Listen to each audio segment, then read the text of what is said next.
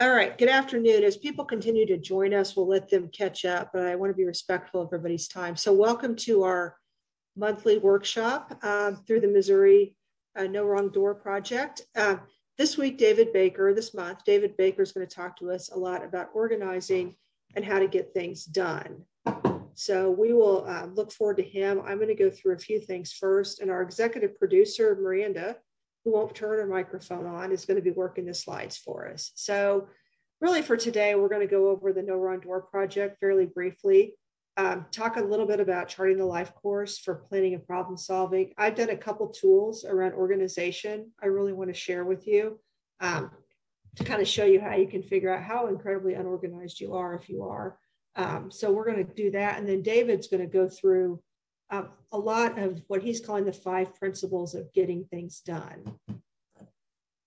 So if you haven't met me yet, I'm Julie Reynolds. I actually have an 89-year-old mom with dementia who I just came home. She's in Indiana, and I just got back from seeing her last week. So I have been working in this field for about 35 years and have been very excited about all this work we're doing with Missouri Assistive Technology and really learning all the cool things we can do to help folks. So the Missouri No Wrong Door project is really just, there is no real door. It is sort of that virtual door of a system where people come in to get services and supports and really help people make informed decisions, give them informed choice, and give them information about the things that are available to them. And UMKC here, who we're at, is the kind of grant holder for the No Wrong Door contract, and we're working closely with them with AAAs, with SILS, and also with the Missouri Division of Developmental Disabilities, and of course, this Missouri Assistive Technology.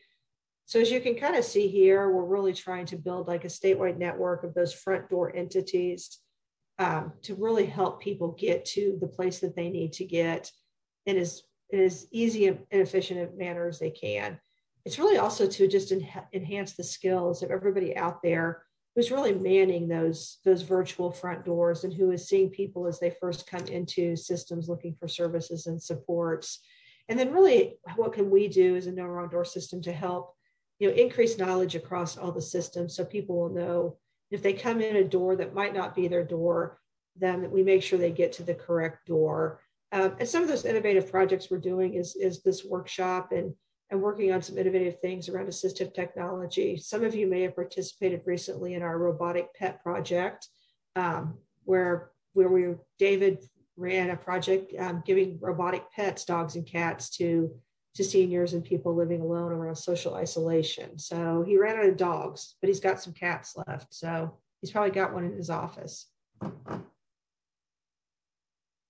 So charting the life course is really just it's a framework for really driving that transformative and cultural change, really looking at some icons and a common language to engage people, really looking at person-centered thinking and person-centered planning, and really some tools and strategies that you can put into practice with not only with yourselves, but with the people you support.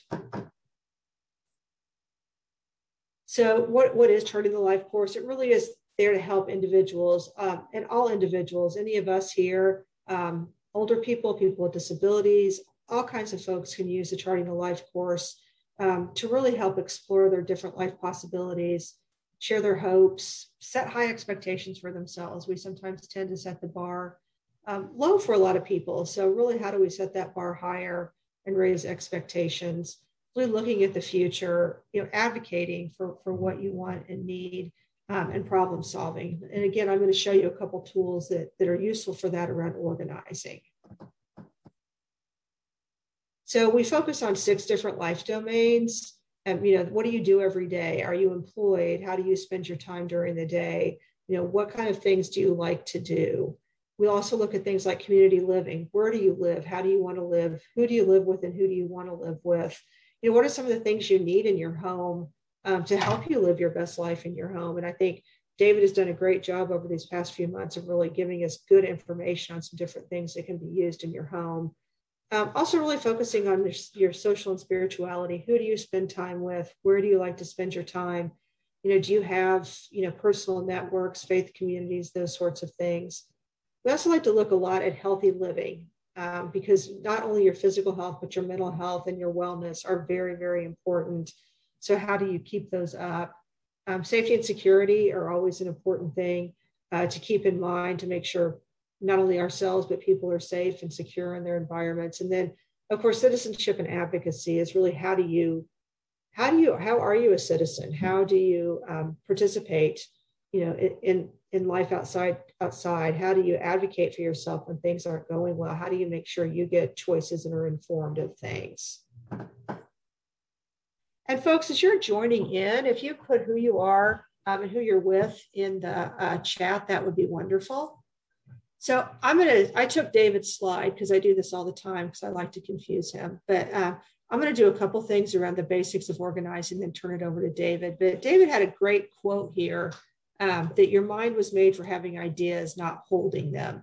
And my mind doesn't hold any ideas. So I thought that was a good statement there. So the first thing I want to talk about, or the next thing, and I'm going to switch over to sharing my screen. This is a trajectory, a LifeCourse trajectory. If I can get back over. Okay, so I'm going to make this big here. So we call this a trajectory, and we call it a planning trajectory. I call it a tougher trajectory. And what I've really done here, let me make that a little bigger, is what we really look at here is what our vision is for what we want, what's happened in the past that's kind of led me to what I want, and then what I want to do. And so I did this around organizing.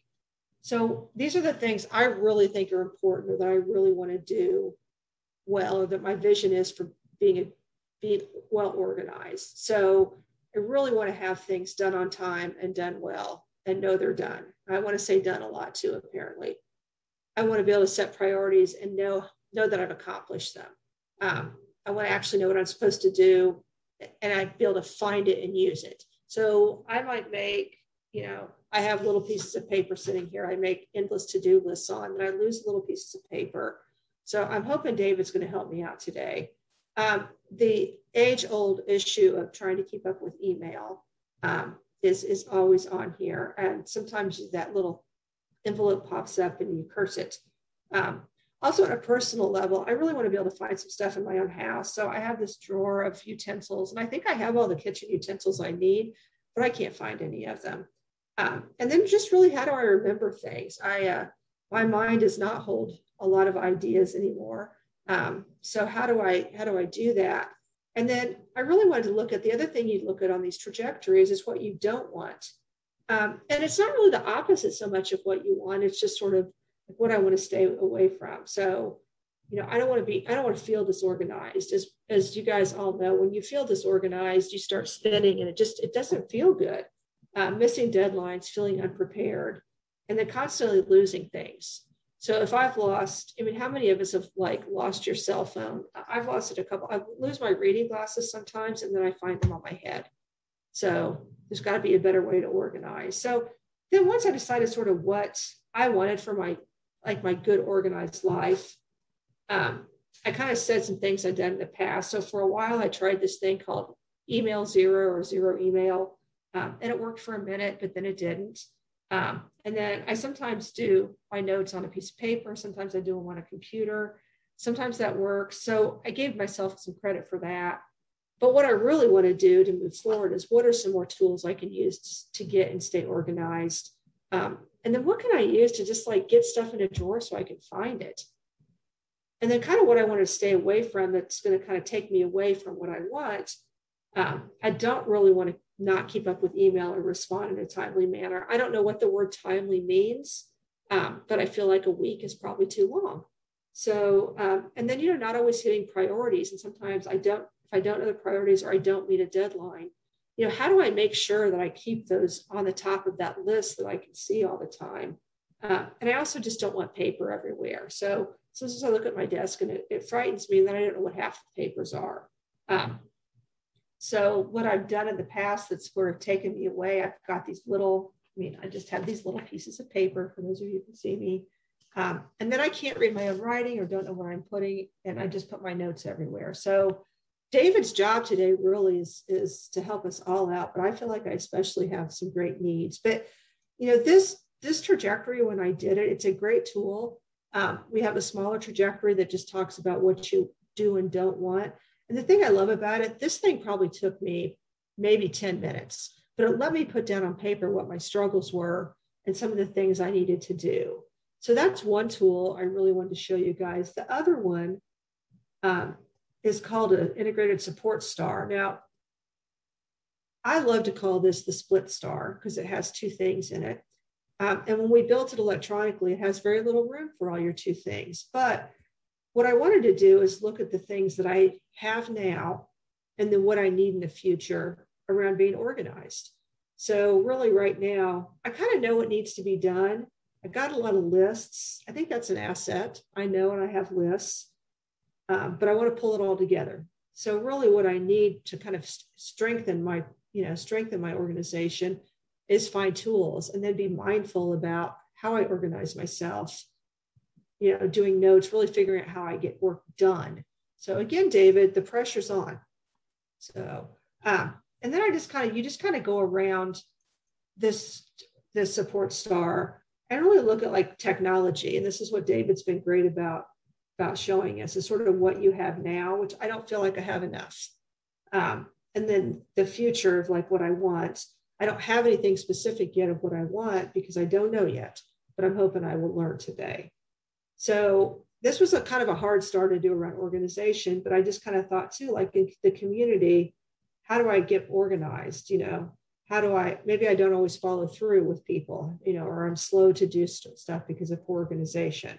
So what do I need to do to get more collaborative and more organized with my community? I am notorious for like not returning texts as I don't look at my phone because sometimes I can't find my phone. So how do I organize that so I can do all that? And then who do I have kind of in my relationships that I'm driving crazy with my lack of organization? So I kind of listed all these folks here. And then my future is really, how do I collaborate better with them and get back to that information? And then I didn't really have anything in eligibility specific, but just sort of those paid services. So this was a real quick and dirty little star I did for myself to be like, what do I have now? How do I get organized? So these are tools. These are all out, and you'll see our website at the end, but on lifecoursetools.com, there's a ton of just basic tools you can do to kind of help organize yourself, to help figure out, like with the trajectory, what you want for your good life, and then what your strengths and other things you have in that. So I just wanted to share those. Those are two of our very, very cool tools. I know some of you on here have probably been through some of our ambassador series or are familiar with the LifeCourse. For those of you who are not, please take a look at our website. And we do have I'll do a shameless product plug. We do have availability for folks participating in No Wrong Door, some scholarships for our Front Door Ambassador series. So if you're interested in that, Miranda, in addition to being our executive producer, can help you with that. So we're going to hop back to the slides now. See how quick Miranda can be.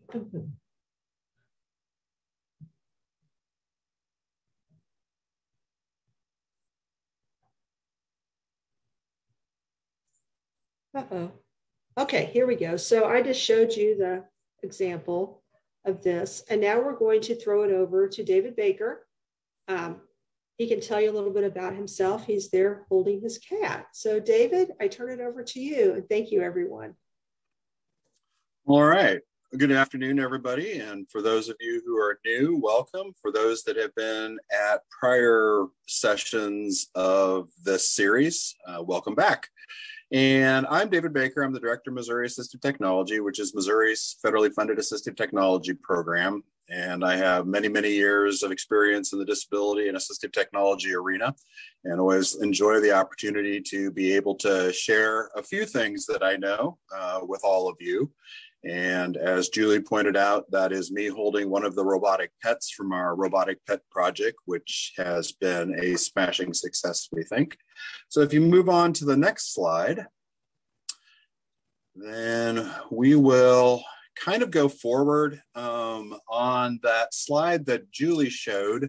earlier, in which there was the David Allen quote, in which he's quoted as saying that the mind is made for having ideas, not for holding them, which I think is a very powerful statement if you stop and think about them. I'd rather have ideas floating through my head than using that brain space to have my grocery list or the phone calls that I'm supposed to return or the texts or what I'm going to do tomorrow, et cetera, et cetera, et cetera. David Allen, so first of all, one of the things about this, when I was putting this presentation together, there were two things that I learned quickly. The first one is that it is extremely humbling to spend time and also very ironic to spend time putting together a presentation and organization when I look around at how I am organized in one thing and another. And I know this is something that we all probably struggle with, and it's probably something that many of the people we work with struggle with as well. You know, it's kind of like a basic human pursuit, I think, to work on our organization. And the author, David Allen, if you go out and you Google organization, or if you go to a bookstore and start poking around in various sections, you'll see there's a lot of books and a lot of articles and a lot of websites that are devoted to organization. It's obviously a multi-million-dollar endeavor. But all roads kind of lead back to this David Allen character, who's most well known for the book Getting Things Done, which I personally often pick up and flip through to help me get organized. But he basically synthesizes everything around organization down to 5 principles: how we capture information, where we collect it, all those things that have our attention, how we clarify information, which means how we process what it means, where we put things or how we organize them, taking time to reflect, to review frequently on how we're doing with our organization and our structure, and then just engaging with all those tasks and endeavors that we have, which is basically simply doing. And I think that those 5 principles are really, really good, and it really makes this whole process simpler in a lot of respects. And so as we talk through assistive technology, I've kind of tried to highlight technology in each of those principal areas, those 5 principal areas. But one of the things that quickly came to my attention as I was putting this together is that the beauty of some of these tools is that they enable me to do more than one principle. And an example of that will be when I get to note-taking apps. They can help me capture information. They can help me clarify it. They can help me organize it and engage in those. So that just kind of underscores some of the power of technology in organization to help us achieve so much more than we might be doing now. So if we move on to the next slide, one of the things that we've always kind of tried to emphasize when we've done these sessions is start with what's immediately in your environment. We don't have to run out right away and find technological solutions. There are many things that are right under our noses, and we should maybe spend a little more time figuring out what those are and then start using those. So David Allen's first principle was capture, collecting what has your attention. And we could literally spend hours and hours and hours just talking about all the great things that are out there for helping us store things and capture information and ways to where to put it and one thing and another. But one of the most simple and right under our noses pieces of useful organizational tools is simple things like binders and folders. And this is just your random binder that I might go find at Office Max or Staples or someplace like that. But the key thing that storage does is it establishes a purpose and there is a strategy. So in this instance, I may use this as just my general storage location for the bills that come in, the to-do list that I put together, thoughts I have about what I want to do next month, maybe my calendar. And one of the things that you quickly start realizing about organization is that technology is not going to do it in and of itself. You also kind of have to know why you're getting organized and then have a strategy and often review that strategy to make sure that you're doing it the way that you want to accomplish the goals you want to. So a strategy that's really, really effective, and you will see this time and time again when you start looking at technology around organization, is color coding. Color coding can help me quickly understand that the orange tab equals this thing, the yellow tab equals this thing. So just something to keep in mind is, this is simple, it's easy. I have a strategy. My strategy is color coding. It helps me more quickly understand what it is that is behind each tab and what I need to do with that. So again, like I said, we'll see that throughout a lot of these organizational tools. So these types of storage items are really, they're low cost, they're low tech, they're readily available. Great place to start. And if we move on to the next slide, we will see this same idea with calendars. All of us probably keep calendars, but one of the things about organization and calendars is, do we keep our calendars, and the folks that we work with, do they keep their calendars as robustly as is possible? And lots of these calendars that have come out over the last few years, especially the digital options, we don't have to necessarily use technology. Paper calendars work really well.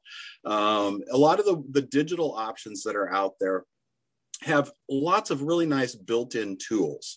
And so to give you an example of this is that same idea of color coding, only I'm applying it to a calendar, and the various colors are going to help me understand what it is that I have during certain times of the day. So blue might be my free time, green might be meetings, red might be important tasks or meetings or something. So how I set up this color coding, I can visually get a representation of my day. And also a lot of these calendars you can couple with other tools in them, such as tasks or reminders. I'm a big user of Google's calendar. And so some of the things that I can do with it, it'll give me a reminder in the morning as to the tasks that I have going on that day. And there are other apps that are out there that are equally as good. The app that comes on the iOS devices, there are standalone apps related to calendars. One of them is really good for students, especially elementary and high school age students, is My Study Life, which can help them with making sure that they're preparing for tests, they're blocking out study time each day, all those types of things. So two really simple tools to kind of begin our discussion here today, and a basic strategy of color coding. And so someplace to put my stuff, either my dates and one thing and another in a calendar, materials that I have floating around in a binder. So if we move on to the next slide, we will kind of start keep on with this idea of capturing and start to look at some other types of technology that are out there. Writing stuff down, it's kind of tool number one in a lot of respects, and we're talking about holding on to ideas, keeping them out of our head and putting them somewhere and then coming back to them to attend to them. And we have seen an evolution of note-taking tools over the last few years. As far back as I can remember, people have been pushing note-taking in some way, shape, or form, and there's whole schools of thought about how to do this and when to do this and one thing and another. Lots of nice analog or paper-based tools that are out there that certainly work okay. Some of you may be familiar with the bullet journaling methodology, which I think is pretty dandy for capturing ideas quickly and having them organized. But one of the things that we often encounter, and I think Julie, you touched on this, is the fact that all of a sudden we get all these scraps of paper that maybe we've written stuff down. And so looking at some of the digital tools makes all the sense in the world. One I really like is called Google Keep. But there's the Notes app that is on the iDevices, Evernote, which some of you may be familiar with, OneDrive. There's a number of these out there, and they run from low cost and low tech to some mid-range cost and a little bit more higher tech. But again, a lot of them are going to be multimodal in terms of how I can utilize them. And so once again, we see the color coding there. I can color code my notes based on that segment of my life that it applies to. But I can also do other things like checklists. I can store links of websites I want to come back to in my notes. And these digital note-taking tools enable me to put all my material into one location and then be able to access it from anywhere. So I could access my notes from my phone. I could access it from a computer at the library. I can access it at work. So because these are all cloud-based, I just sign into my account and away I go and I get that information. So I have one sort of central location for all the notes that I use. And a few years back, we did a project with some individuals with disabilities who were seeking employment. and really spent a lot of time figuring out how to use the Notes app to help them with various situations that they were having a hard time putting together the pieces or remembering what the steps were. And so we used the Notes apps to help them prepare for a job interview. And we did things, because of some of the tools that are built in, we did things like took a picture of the door that they were supposed to go to. We had little voice recordings in there, one thing and another. So one of the things that we really talk about a lot with these sessions is the idea that it is 10% known the device is 90% creativity. And with all the sort of neat little bells and whistles that are built into these Notes apps, that's a perfect example of that philosophy. So if we move on to the next slide, we will talk a little bit about note-taking apps. And Miranda, are you, is there some way to move? There we go. All right, thank you very much. These are, the same idea as what we just looked at with Google Keep, but these are a little less cross-platform, though they still have some of those features. But the note-taking apps, there's a number of them that have come out over the years. Notability is one that's really well known. Actually, the Notes app in the iOS devices will do some of these types of tools. There's Audio Note. There's quite a few of them out there. But what they do is they combine digital with auditory. So what I mean by that is I can open up a note-taking app that's on my iPhone, that's on my iPad, that's on some kind of other tablet, and I can type in or I can write in notes that I'm taking in that situation, and also simultaneously I can record the content. So when that comes in really, really handy is when I need to think through or recall or review something that was shared in a meeting. And how many times have we all maybe written something down and then not been able to recall what we meant when we wrote it down? So you'll notice if you look at the picture on the left-hand side that along the left-hand column there are little numbers like 230, I think is what it says, is about halfway down in the picture. And on the other side of the red line, it says action items. So maybe I wrote down action items and one of them is to talk to a client. But when I go back to review my notes, I have no idea who the client was or what I was supposed to talk to them about. But because these apps can combine digital with auditory, I can touch there where it says talk to client, and it'll jump to that piece in the audio, and I can get that additional information that I might have forgotten that I needed to review, that I needed in order to engage and to accomplish a particular task and stay organized. What's also really kind of nice about these is I can email them to people. So if I may not be able to attend a meeting, I could have somebody record it, take some notes, and they could email it to me. So lots of different ways that these can be used to help us capture information, make sense of it, share it with others, stay organized, do better with memory recall, et cetera, et cetera. On the next slide, we will talk a little about the same idea, only it's not a tablet-based item per se. It can be, or a smart device, smartphone-based device. And these are the note-taking pens. And if there's one thing I really wish would happen over the next year or two is that maybe a couple of other companies enter this market, because I think these things are pretty slick. It is, you can see from the picture, there's not a lot to it. It's a pretty low-tech device in most respects, but it's a regular pen that combines a little camera with a little recorder. So I can go into a meeting and I can start writing information on a piece of paper or their notebooks, which come into play with a feature. But I can start writing information and I can simultaneously record it. So again, I can go back and check my notes. If there's something I'm not familiar with, I can access the audio. These also sync with an app. This is the LiveScribe Symphony. Some of you may be familiar with the LiveScribe pen that's been around. This is their newest version of that. And this one will sync my written text plus the audio instantly to my computer or tablet. So as I'm writing, if I've got the software on my computer or my tablet, it will, I believe through Bluetooth, instantly upload that information. So again, that's a great way to capture information just on the spot, but also have it later on down the road to be able to engage with it and to carry forward with what I need to do.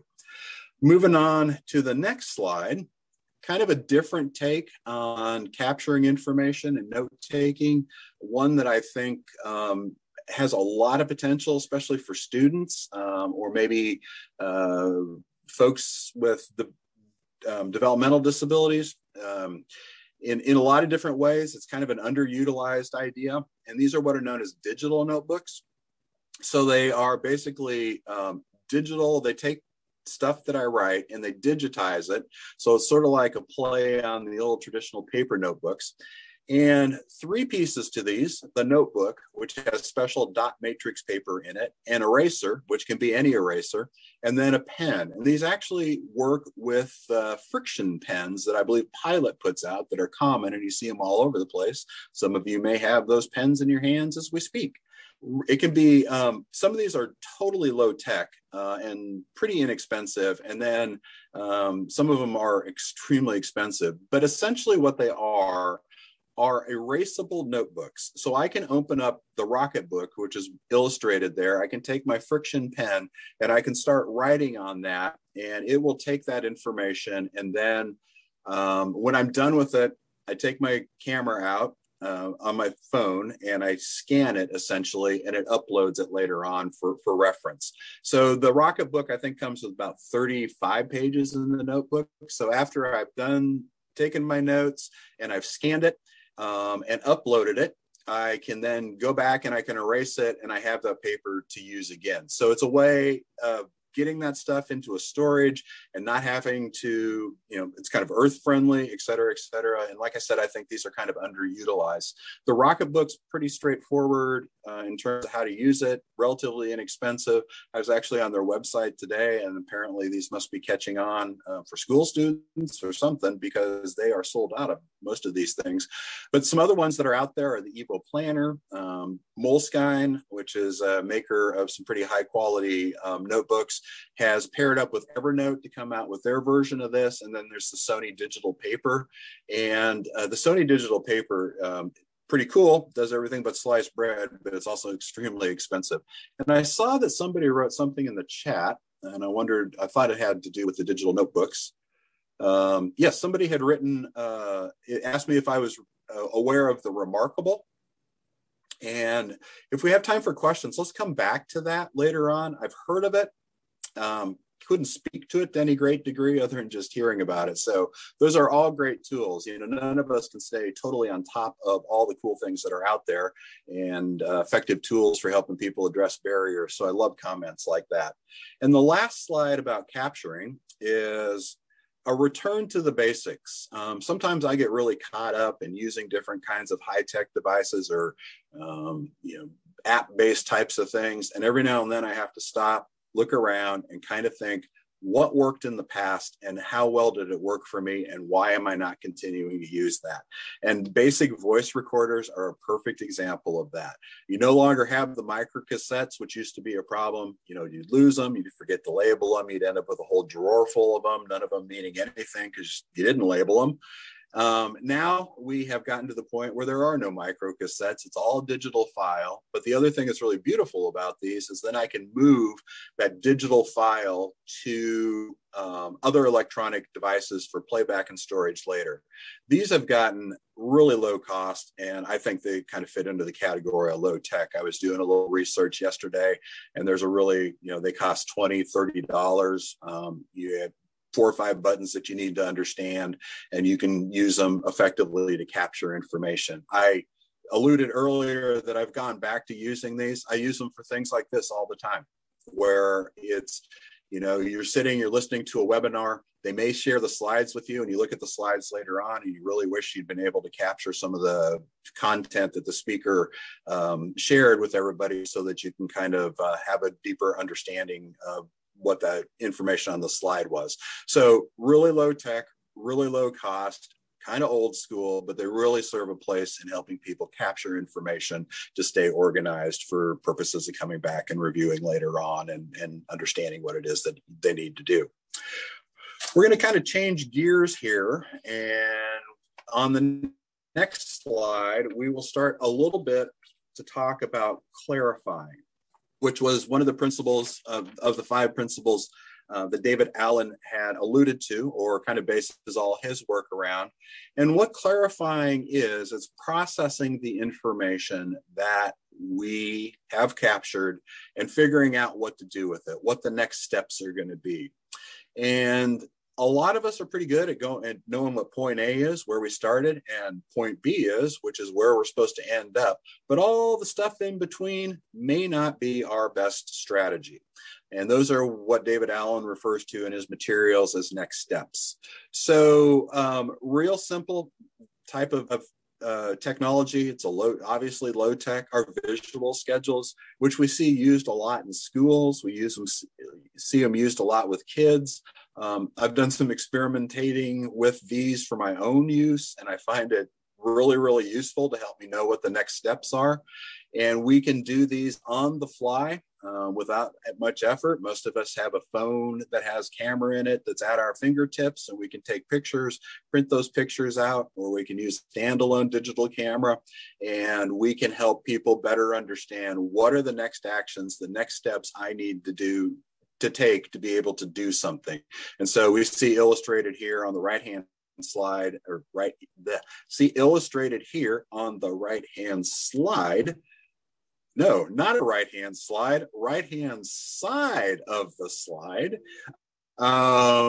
Just the steps for making a smoothie. You know, somebody wants to come home, they want to do it independently. I could, on the fly, put something together real quick for them so that they can do it on their own. We can use these in a job situation. We can use these with students to help them get ready in the morning before they go to school. We can use these with folks to kind of break maybe some apprehension they have about going to a new environment. Like I said earlier, this concept is used a lot in schools with kids, but it's not necessarily something that we move on into our adulthood and think about ways we can use this to help people understand what next steps are. If we move on to the next slide, which is same idea with visual schedules, only these are moving digital schedules to smart devices, phones, tablets, et cetera, et cetera. And we can get a lot more robust, and it's a lot quicker to do things using the apps. And there's ChoiceWorks, First Then Visual Schedule Planner, Kanban. There's quite a few of these that are out there on the market. And if I can gripe for 1 second or encourage somebody to be entrepreneurial, one of the things that sort of bothers me about visual schedule apps is that unfortunately, most of them are sort of kiddie age appropriate, use a lot of cartoons and things. Not a lot of these developed for the adult population, but they can be really impactful. I consider them to be low and mid-tech, and there's a combination of tools. The illustration you see here is for Kanban, which I think pretty highly of, though the other ones are good. With Kanban, I can set it up pretty much however I want to. So I could have it a day at a time, an hour at a time. I could have my month laid out. I could have a week laid out. And through a combination of built-in features, I can set out what my schedule is and what my tasks are. So you'll see that washing clothes was one of the things I was supposed to do on today, and I've checked it off. And that ability to check stuff off is always kind of rewarding for folks as an organizational tool. But the washing clothes could have been a video. So that video, when I realize that that's the task I'm supposed to do, I touch that video and I can see that I'm supposed to take my dirty clothes, put them in the washing machine, and then I'm supposed to pour in the soap, and I turn it to this place on the dial. Other things can just be a picture, like remembering at 8 o'clock to make my coffee or to charge my phone at 10 o'clock. So I can combine a variety of tools, videos, pictures, symbols, lay them out in whatever strategy works the best for me to have a sense of what it is that I'm supposed to do and stay on task and clarify the process for accomplishing my goals. Moving on to the next slide, and I'm not going to spend a lot of time talking about this. We've talked about these in a couple of other sessions. The next couple of slides are going to be sort of a more focused situation where we might really want to drill down and think about clarifying, understanding the process, or helping people understand the process. Medication management is a real stickler of an issue for a lot of folks. We've walked through some of these before. There's a number of them. Again, you see the color coding idea. They can be as simple as just a pill box where everything's laid out. Days are put on each one of the trays. And I'm also given a reminder by virtue of the color coding to, on the left-hand side, more complex devices that can remind me by visual or auditory signals and one thing and another that I'm supposed to take my medication at this time or another. But what kind of made me laugh, and part of the reason I put this slide together, is I was doing a little research a couple of weeks ago about medication management and strategies and tools to help people do it better, and went to the WebMD website, and lo and behold, I basically thought that their suggestion must have been taken right out of David Allen's book, because the first thing, use a pill organizer, that'd be capture. Keep pills in one place, that'd be capture too. Set an alarm, lines up with his idea of engaging. So I got a little bit of a chuckle out of that, because we see that idea of these 5 principles throughout multiple areas and in multiple arenas. So if we move on to the next slide, we will move this whole discussion about medication into another arena, and that is the proliferation of prescription-related apps that I can have on my smartphone, on my tablet, wherever. And these have lots of different ways that they can benefit somebody to stay organized. We have a tendency sometimes to forget that we have to take a medication at a certain time, or that we have a refill that we need to have filled at a certain time, or maybe we forget some of the side effects of the medication. You know, lots of things that are just kind of not necessarily things we want to hold in our head, or that we fail to hold in our head, but really, really important when it comes to taking medication. Obviously, these aren't going to give you the pill, but they can be really useful in other areas. And so this is one, I believe this is MedSafe. There's Tab Time Timer, MedMinder, CareZone.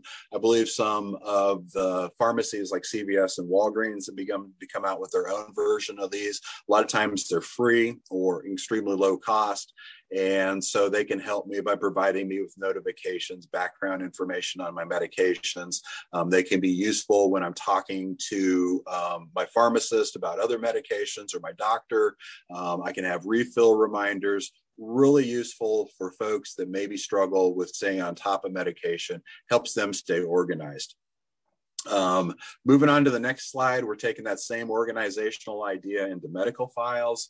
We're seeing a lot of evolution in online personal medical file systems.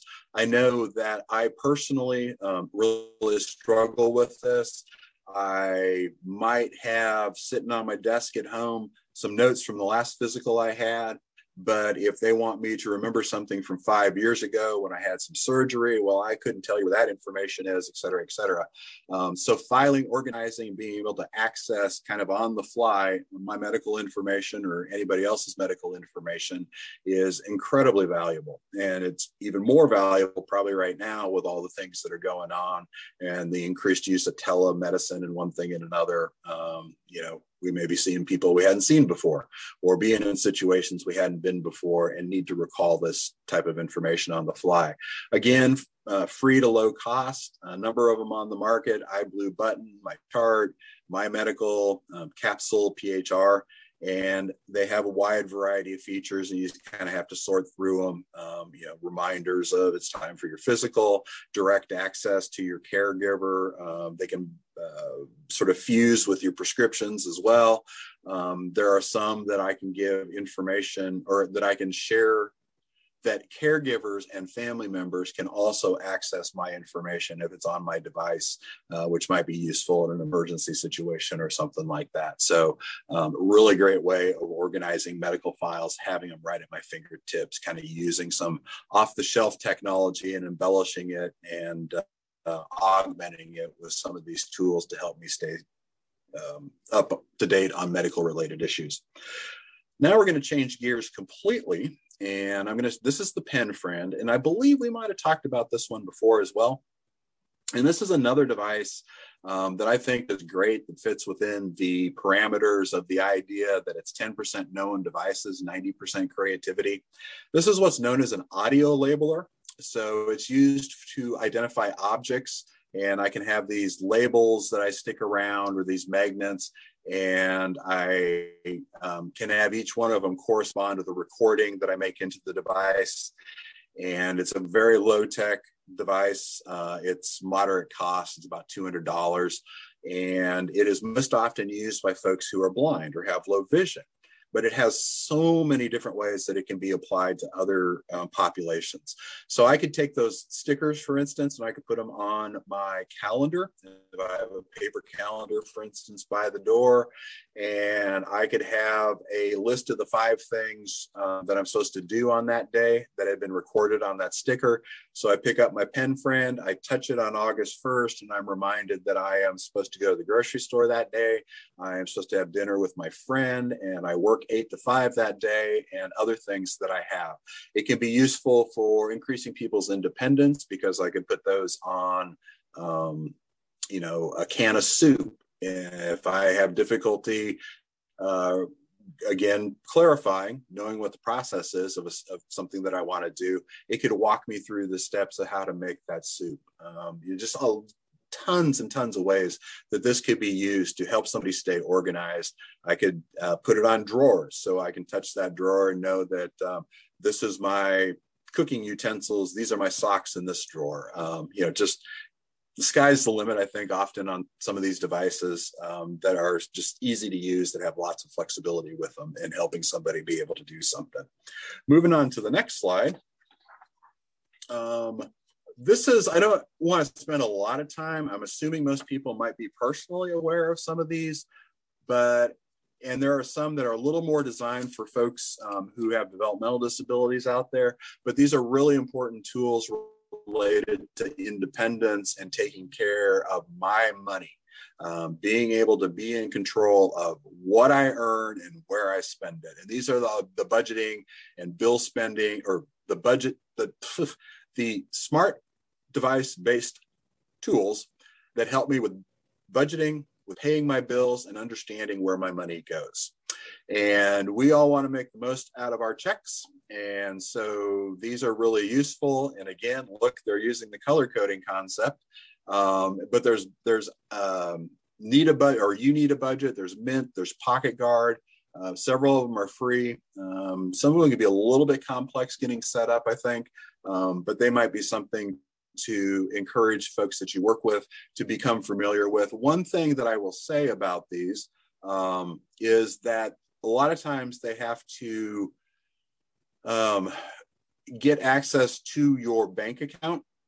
And some people are going to be uncomfortable with that, but they can be really useful for helping me remember I need to pay a bill, or to see if I've exceeded what I had budgeted in that month in a particular category. Some of the banks have similar online tools that are associated with accounts, but they can be really useful for helping somebody organize their finances and have a better grip on them so they can do them more independently. And then if we move on to the next slide, this is just another, Julie, this one's kind of for you. And I just kind of stuck this in here for a couple of reasons. One being that we could spend hours, again, just talking about our stuff and organizing it. And if this was so easy for us, Bed Bath & Beyond would go out of business, the Container Store would go out of business. But these are a couple of things that I've come across recently around organization that I'm finding in stores that are general merchandise stores. So we're seeing a lot more. And I think part of this is because they're kind of pretty. Part of it's also because we're an aging society. But I'm seeing a lot more color-coded types of tools or utensils out there. This is an example over on the right-hand side. So Julie, some of the problems you have with finding utensils, you might consider getting something like this, where that handle that's purple is always going to be a spatula maybe. And then your ladles are going to be pink and kind of help you find things a little more easily. You'll see the same idea in the middle there with different types of knives. Sometimes we pull them out of the block and we're like, dang it, forgot that was that one, but the color coding there. And then we're starting to see the evolution of these color coding tips and tricks showing up in recipes. And you'll see that over there on the left-hand side, that if I take and use the measuring cup that has the pink handle That's what I use in order to get the flour just right for the banana nut muffins. And I think this quote on the bottom is kind of funny. In the never-ending battle between order and chaos, clutter sides with chaos every time. And I think that's pretty darn true. So the last of the principles of David Allen that we want to kind of wrap some technology around is engaging. And engaging, I think most often is also, when we talk about engaging, which is essentially just doing and doing in the order that makes the most sense and has the most value to our productivity, I think key to engagement is time management. Time management is also life management. And, we may be clock watchers, we may have watches on, we may, look at our watches all the time, but do we use time management as a productive organizational tool?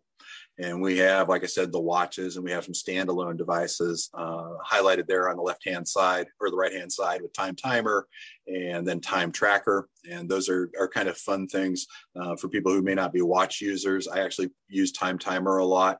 But there are so many ways that we can use time management as a way of helping us set goals, prioritize tasks, stay on time, plan ahead.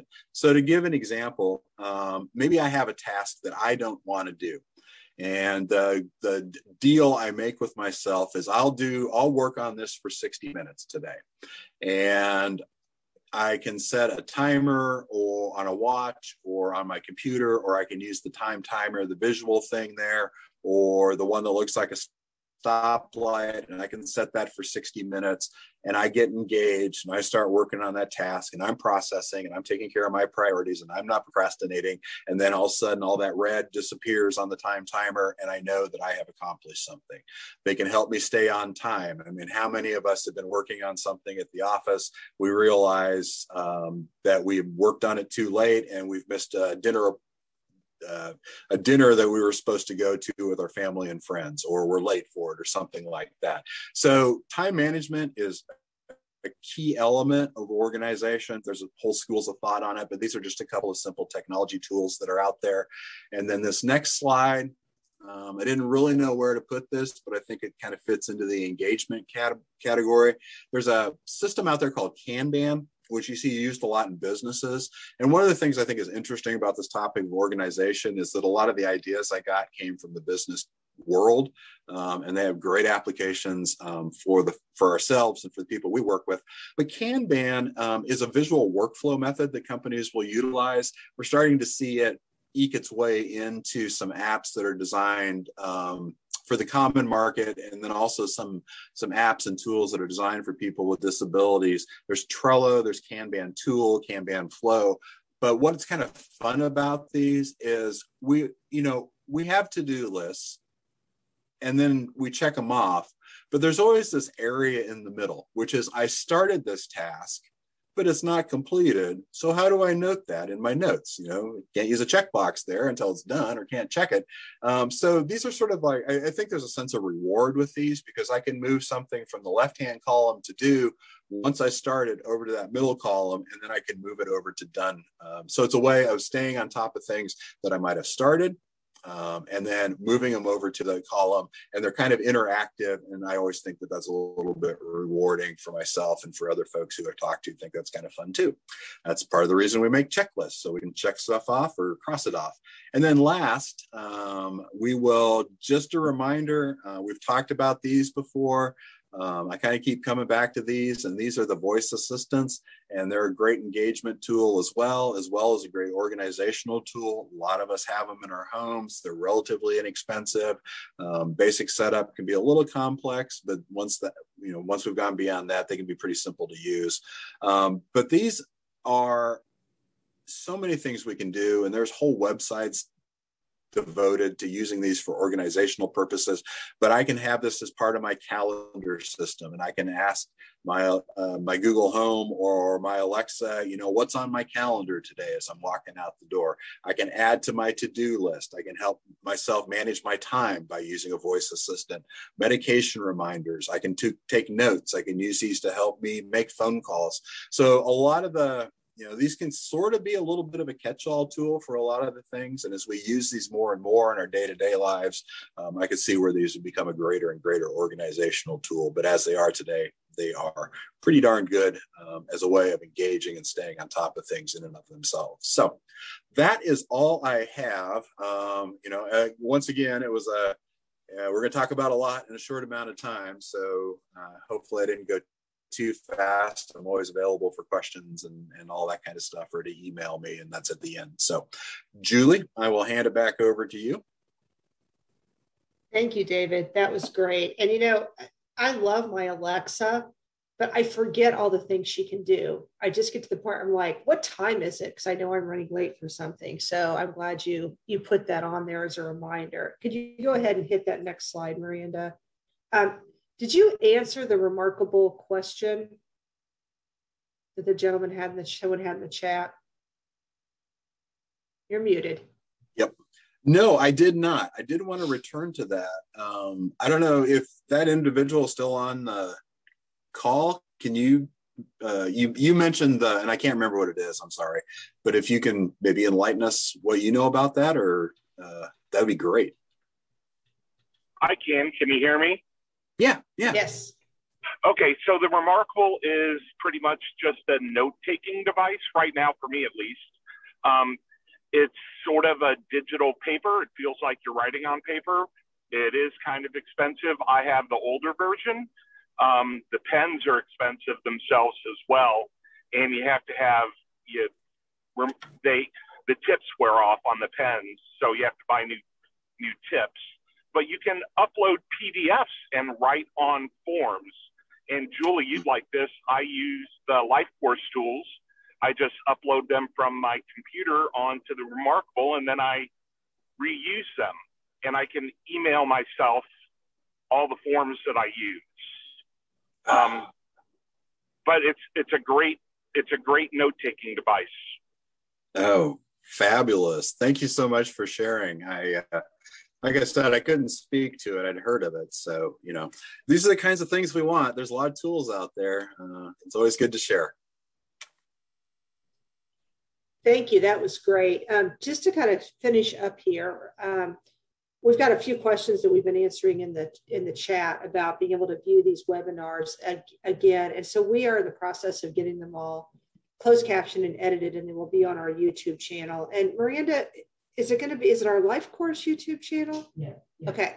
So it's our LifeCourse Tools YouTube. And I think Miranda was just reviewing the first one. So hopefully the next couple of weeks, we'll have all these up for you to review and see what was happening. So it is actually, Miranda, can you jump to that next slide?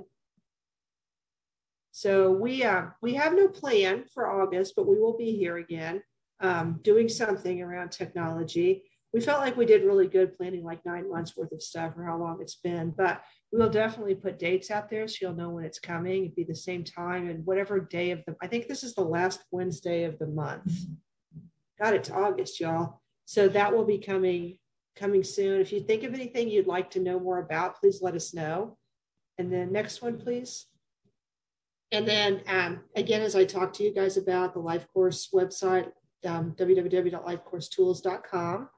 And then last slide. And then this is our contact information for David or I. If you have any questions or need anything, please let us know. And we are done on time. So thank you everybody for joining us, and we'll see you next month.